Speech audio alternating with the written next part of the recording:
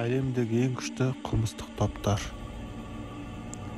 Қылмыстық топтардың ұстанатын ережелері, күндегі жоспары, мінетін көлік, жауынгерлер әрбір адамды таңғалдырып назарын аударатыны сөзсіз.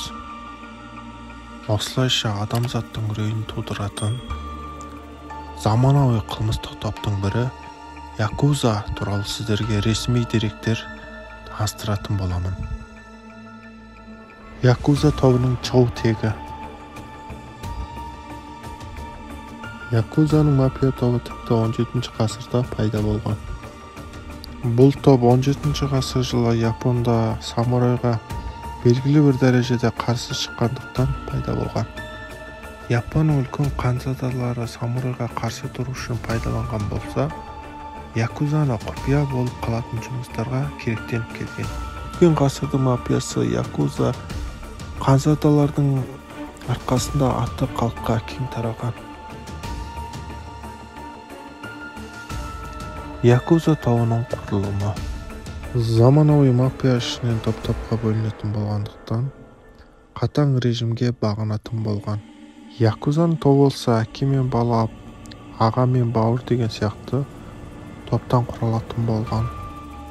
Топтың мүшелері болса басшыларына үн-түнсіз бағынатын болған. Ал басшылар болса үкімет және заң орнымен өздеріне пайдалы жағымен келісім шартқа отыратын болған. Якуза тобының әрбір мүшесінде бауырлар болады. Әрбір бауыры жаңа кірген топтың мүшелерін жауаптанып алады. Топтарда орта есеппен 20-дан 200 адам болады, ал кейбіреулерінде тіпті 1000-даған адам болады. Ал 1000-даған мүшесі бар топтар бірнеше қаланы өз қолына алған.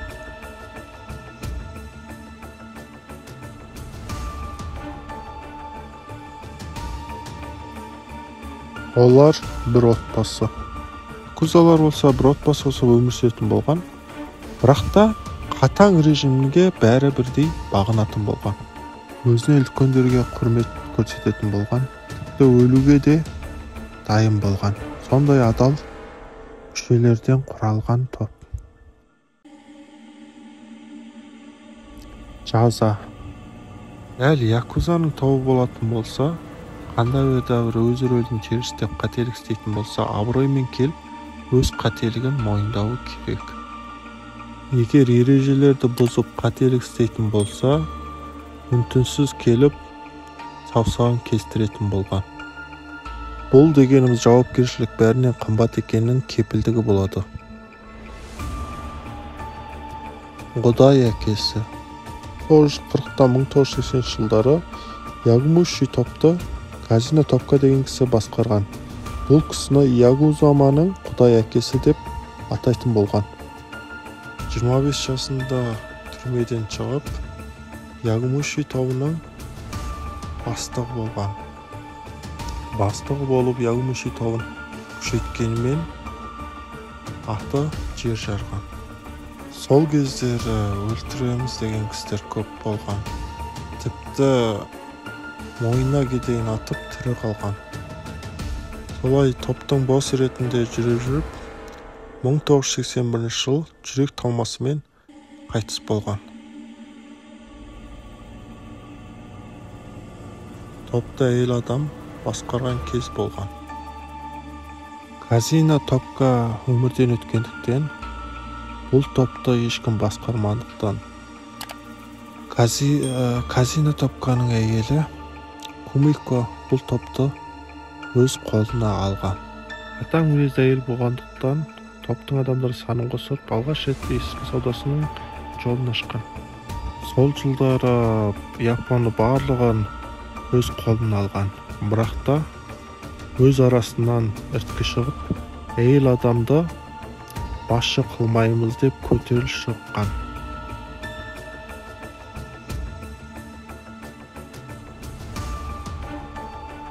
Олардың татуировкасын қолмен істеген. Мафия сайын өз-өзінің татуировкасы болған. Татуировканы тек қана қолмен сызады. Олардың қабілеті өте күшті болған, тіпті минутына 20 рет инемен шаншыған. Якуза үшін бұл татуировка өте маңызды болғандықтан, Қолмен істейтін бұл татуировканы құрметпен қарап, қолмен істеген бұл татуировкаға шыдауы керек болған. Якузалардың әйелдері қысқа әйелдерден ерекшеленіп тұратын бір нәрсе керек болған. Бұл дегеніміз татуировка. Недеріне татуировка салғызып, күйеуін сыйлады деген мақсатта салғызады.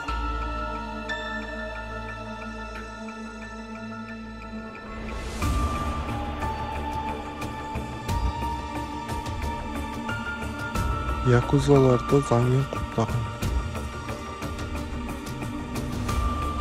Якузаның заңсыз әрекетін заңмен шектегенмен бұның шын мәнінде керектенбейді. Якузалар өздерінің шын мәнінде мәдениеттің бір түрі деп өздерін айтады. Якузалардың істейтін әрекеттері бәріне ашық болған.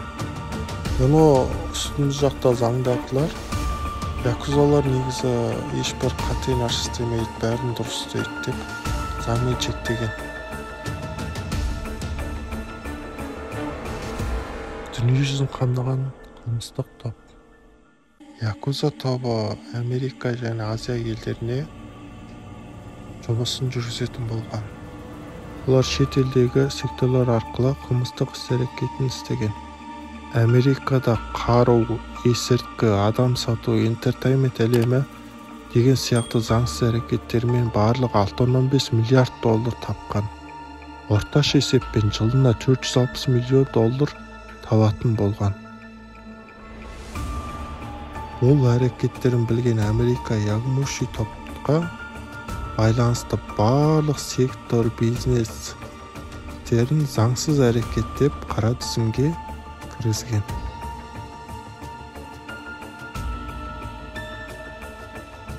2020 жылға жазғы олимпиада.